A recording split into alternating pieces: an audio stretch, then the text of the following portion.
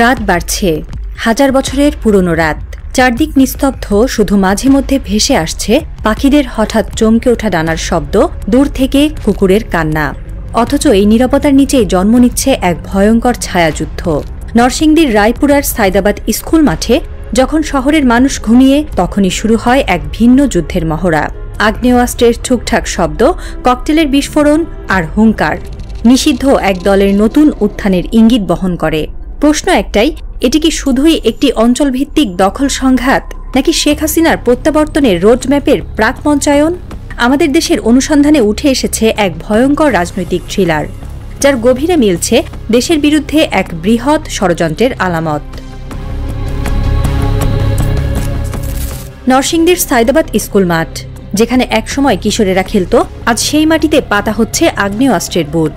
অভিযোগ অনুযায়ী যুবলীগ ছাত্রলীগের নেতাকর্মীরা রাতের আধারে পাচ্ছেন সামরিক ধাঁচের অস্ত্র প্রশিক্ষণ। এই প্রশিক্ষণ দিচ্ছেন বাংলাদেশ সেনাবাহিনীর দুই অবসরপ্রাপ্ত সার্জেন্ট জসিমউদ্দিন ও নজরুল ইসলাম। স্থানীয় সূত্র বলছে, সপ্তাহের প্রতি রাতেই চলে এই মহড়া। বিশেষত রাত ২টা থেকে ৪টার মধ্যবর্তী সময়ে এই চরাঞ্চল হয়ে ওঠে গোপন ব্যারাক। গুলির শব্দে ঘুম ভাঙে শিশুদের, আতঙ্কে কাঁপে বৃদ্ধরাও। এসব প্রশ্ন উঠছে, এই অস্ত্র, এই প্রশিক্ষণ, এই সংগঠন, সব মিলিয়ে এগুলো কি কেবল এলাকায় আধিপত্য বজায় রাখার জন্য, নাকি এর পেছনে রয়েছে কেন্দ্রীয় পরিকল্পনার ছায়া?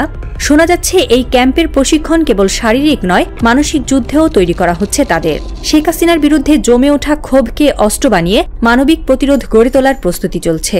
অনেকে বিশ্বাস করেন ৫ আগস্ট ২০২৪-এর পর শেখ হাসিনার ভারত পালানোর পেছনে সেনাবাহিনীর নিরপেক্ষ অবস্থানই ছিল মূল কারণ।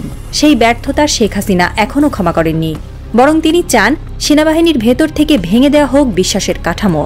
এই শ্রীনগরের প্রশিক্ষণ কেন্দ্র যেন সেই পরিকল্পনার জবাব, যেখানে বিপরীত স্রোতের জন্ম হচ্ছে, যেখানে সাবেক সেনারা নিজেদের রণকৌশলে ঝালাই করছেন আরেকটি যুদ্ধের জন্য। ভয়ানক তথ্য এসেছে শ্রীনগর ইউনিয়নের সাবেক আওয়ামী লীগ সাধারণ সম্পাদক শাহ আলমকে ঘিরে। ৫ আগস্টের পর শেখ হাসিনার ক্ষমতাচ্যুতি ও বিতাড়নের প্রেক্ষাপটে শাহ আলম নিজ নামে গড়ে তোলেন সন্ত্রাসী বাহিনী। তার ছায়ায় এখন যুক্ত হয়েছেন ছাত্রলীগ, যুবলীগ, স্বেচ্ছাসেবক লীগ সহ কমপক্ষে ৫০ জন সক্রিয় সদস্য। প্রত্যেকেই পরিচিত মুখ, কখনো ছাত্রলীগের লিডার, কখনো যুবলীগের মাঠকর্মী। স্থানীয়দের দাবি, গত বছর নরসিংদী জেলা কারাগারে যে হামলা ও পালানোর ঘটনা ঘটে, তার পেছনে হাত ছিল এই সাইদাবাদ বাহিনীর। পালিয়ে আসা কয়েকজন আজ এই এলাকায় অস্ত্রসহ ঘুরে বেড়াচ্ছে। তাদের মাধ্যমেই এই এলাকায় প্রবেশ করেছে কারাগার থেকে লুট হওয়া আগ্নেয়াস্ত্র, এবং আজ সেই অস্ত্র প্রশিক্ষণের কাজে ব্যবহৃত হচ্ছে। এ যেন অস্ত্র বিনিয়োগে ভবিষ্যৎ লাভের পরিকল্পনা। একাংশ বলছে, এই এলাকায় হতে পারে ভবিষ্যৎ রাজধানী দখলের লঞ্চপ্যাড। একটি একটি করে নাম আসছে। মেজর সাদেক, একজন প্রমিসিং অফিসার, যাকে গ্রেফতার করা হয়েছিল বসুন্ধরা আবাসিক এলাকা থেকে, চুপচাপ, কোনো বিবৃতি ছাড়াই। পরে জানা গেল তার স্ত্রীকেও গ্রেফতার করা হয়েছে। রাষ্ট্রে এমন নিঃশব্দ অপারেশন আগেও দেখা গেছে, কিন্তু এবার ব্যাপারটা আলাদা। কারণ যাদের টার্গেট করা হচ্ছে তারা সবাই এক কাতারে সেনাবাহিনী। এবার যাদের নাম আসছে তারা অনেকে অবসরে, অনেকেই এখন নিস্তরঙ্গ জীবনযাপন করছেন। কিন্তু র নেটওয়ার্ক থেমে নেই। শেখ হাসিনার নির্দেশে ও তত্ত্বাবধানে গঠিত এই ছায়া সংস্থা যেন সেনাবাহিনীর গায়ে গায়ে বিষ ছড়াতে চায়। এই ষড়যন্ত্রের শেকড় অনেক গভীরে। ২০০৯ সালের বিডিআর বিদ্রোহে নিহত ৫৭ সেনা অফিসারদের স্মৃতি আজও যারা বয়ে বেড়ান, তাদের কাছে এটা নতুন কিছু নয়। অনেকেই বলেন শেখ হাসিনা জানতেন, তিনি চুপ ছিলেন, হয়তো সায়ও দিয়েছিলেন। তখন তা গুজব ছিল। আজ অনেকেই বলছেন গুজব নয়, সেটাই ছিল সূচনা। শেখ হাসিনার সঙ্গে সেনাবাহিনীর দ্বন্দ্বটা আদতে মনস্তাত্ত্বিক।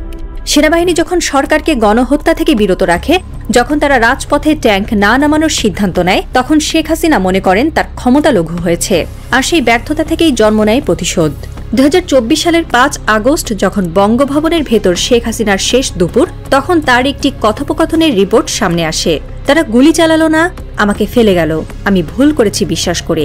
সেই রাতে দিল্লি পালানো, রাষ্ট্রপতির সঙ্গে বিদায়ী তিক্ততা, সবই জড়িয়ে আছে সেনাবাহিনীকে দোষারোপ করার আবেগে। এখন রয়ের নেটওয়ার্কের মূল টার্গেট হচ্ছে আর্মির নীতি নির্ধারকদের কোণঠাসা করা।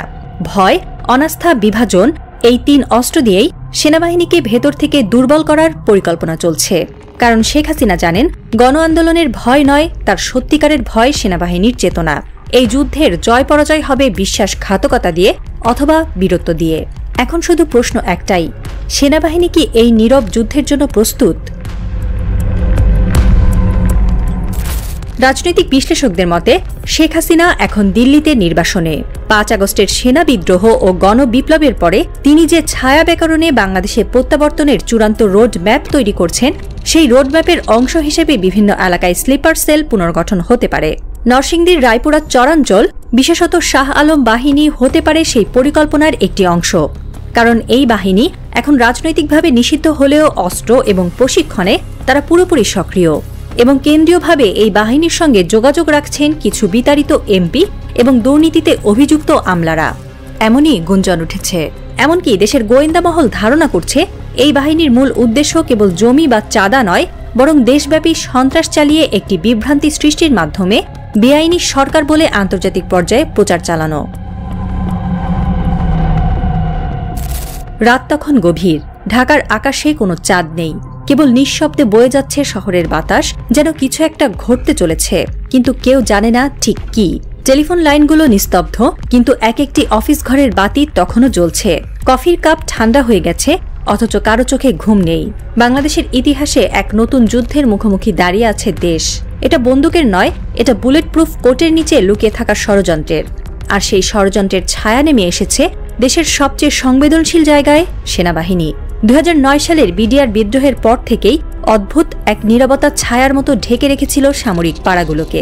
সামরিক ক্যান্টিনে চা খেতে খেতে কেউ কেউ ফিসফিস করে বলতো, ওই দিন যারা গেল তারা কি সত্যিই বিদ্রোহের শিকার, নাকি নীরব হত্যার পরিকল্পনার শিকার?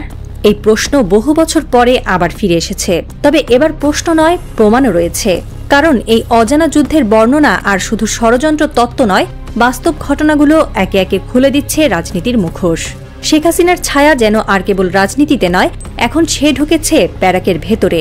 ইতিহাস বলে প্রতিটি মহা বিপর্যয়ের আগেই আসে এক দীর্ঘ প্রস্তুতি, এবং আমরা এখন সেই প্রস্তুতির শব্দ শুনছি রায়পুরার সাইদাবাদ স্কুল মাঠ থেকে।